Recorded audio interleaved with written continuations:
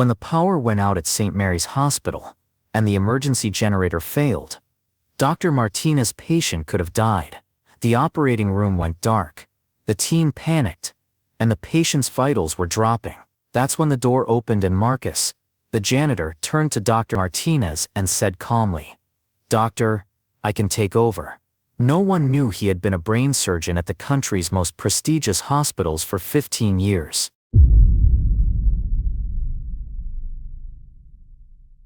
Marcus Thompson had been working as a janitor at St. Mary's Hospital in Chicago for 10 years. At 52, he was known as the quietest employee in the building.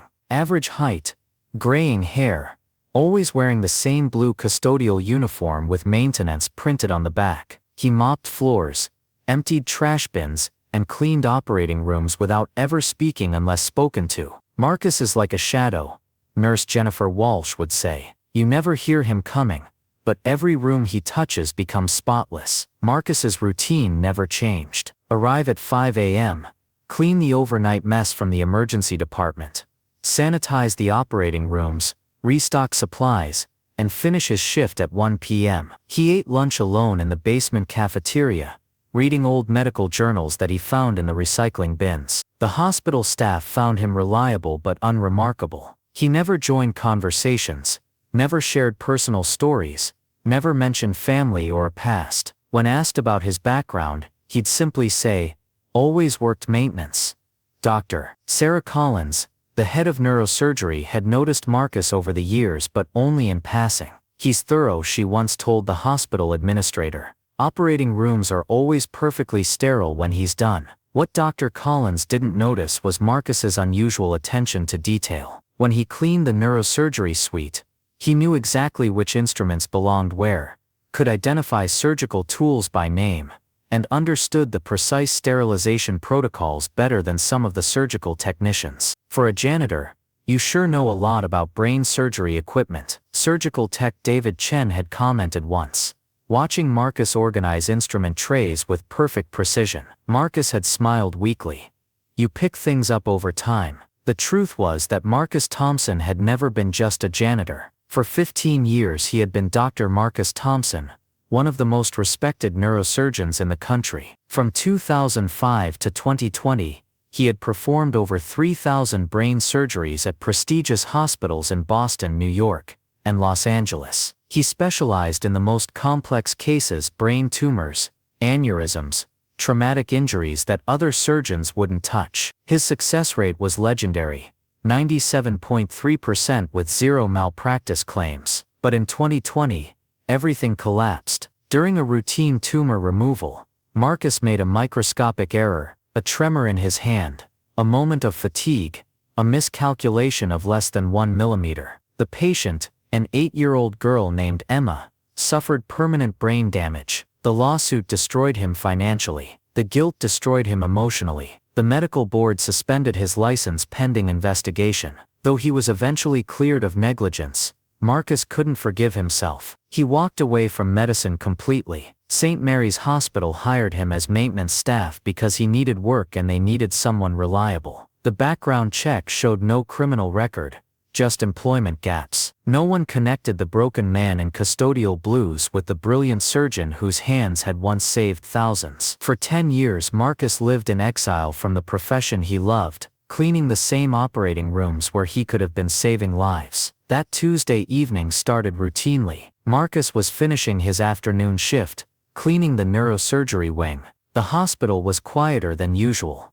Just a few scheduled procedures and the ongoing emergency department traffic. In operating room 7, Dr. Elena Martinez was midway through a critical craniotomy. The patient, 34-year-old construction worker James Rodriguez, had suffered a severe head injury from a fall. A blood clot was pressing against his brainstem, and without immediate removal he would die. Marcus was sanitizing the hallway outside when it happened. At 7:43 p.m., the main power grid failed. Emergency lighting kicked in but the backup generator, overloaded from recent maintenance issues, shut down completely. Operating room 7 went dark. Emergency power failure. Dr. Martinez shouted into her headset, "We need backup generators now." Marcus heard the commotion and looked through the OR window. Dr. Martinez was frozen over an open skull, her surgical microscope dead, the patient's monitors silent. The anesthesiologist was manually ventilating Rodriguez with a hand pump. Janitor, ETA is 15 minutes,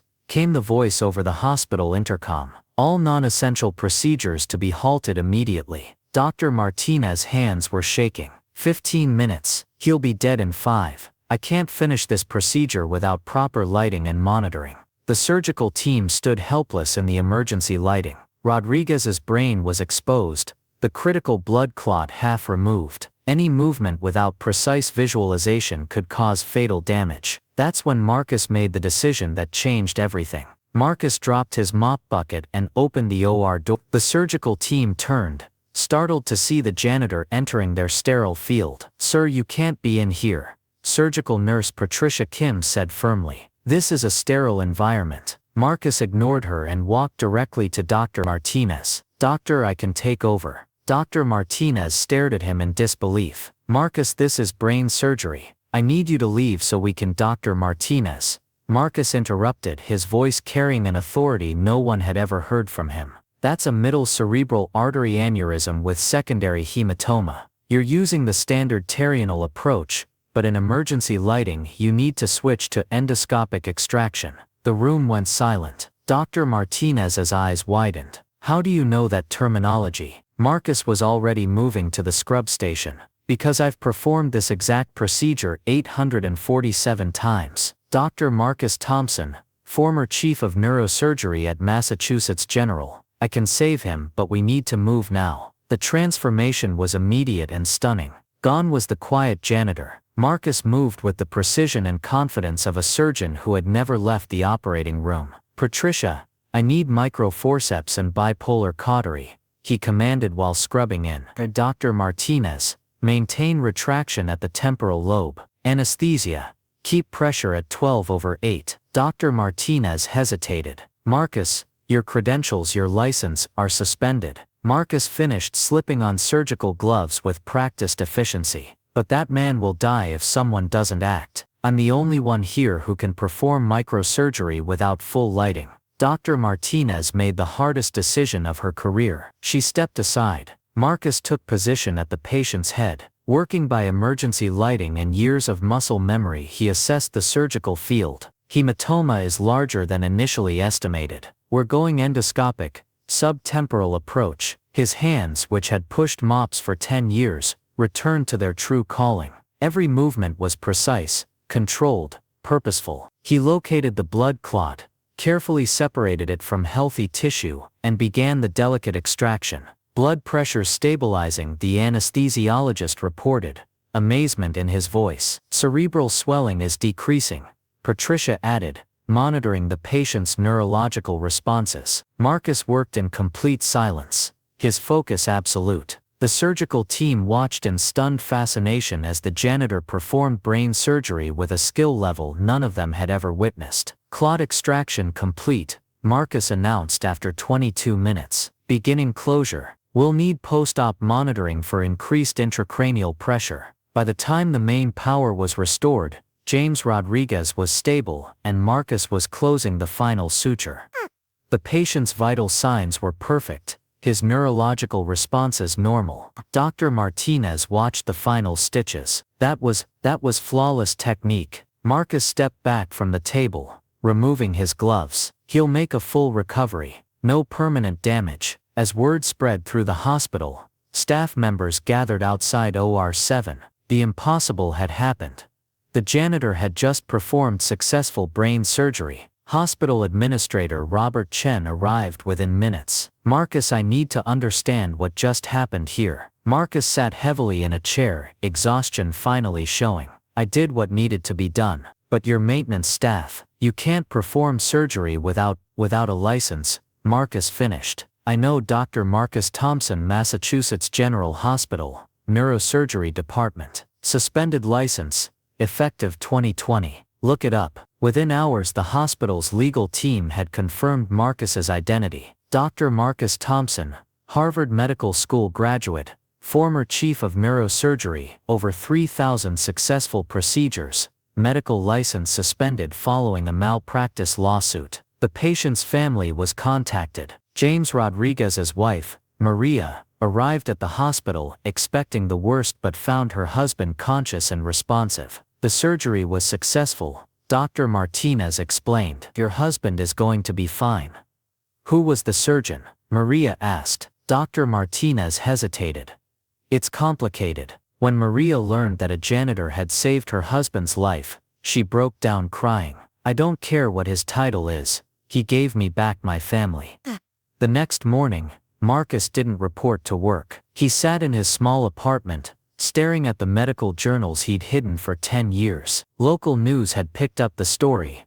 Hospital janitor performs emergency brain surgery. The medical board called an emergency hearing. Hospital administrators demanded explanations. Legal teams prepared for potential lawsuits. But something unexpected happened. James Rodriguez made a full recovery with no complications. His family refused to press charges. Instead, they started a petition demanding Marcus's medical license be reinstated. Dr. Martinez testified at the medical board hearing. Dr. Thompson saved a life under impossible circumstances. His technical skill was flawless. Without his intervention, James Rodriguez would have died. Other staff members supported him. Patricia Kim stated, I've worked with surgeons for 20 years. I've never seen anyone operate with that level of precision under emergency conditions. 6 months later, Marcus received a letter from the Illinois Medical Board. His license was being reinstated under emergency humanitarian provisions. The letter included a note from James Rodriguez. Thank you for giving me the chance to see my children grow up. St. Mary's Hospital offered Marcus a position in their neurosurgery department.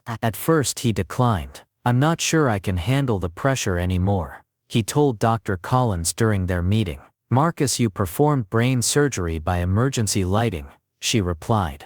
You've already proven you can handle anything. Eventually Marcus accepted a part-time consulting position. He would assist with complex cases, teach surgical techniques, and mentor young surgeons. 1 year after the power outage, Dr. Marcus Thompson was back in operating room 7, this time as the lead surgeon on a pediatric brain tumor case. The 9-year-old patient reminded him of Emma, the little girl whose complications had ended his career. This time, his hands were steady. The surgery was perfect. The child recovered completely. After the procedure, Marcus found himself in the hospital hallway where he used to mop floors. Dr. Martinez joined him. Any regrets? She asked. Marcus watched the custodial staff cleaning the surgical suite. I regret the years I lost, but I don't regret learning humility. What will you tell people about those 10 years? Marcus smiled for the first time in a decade.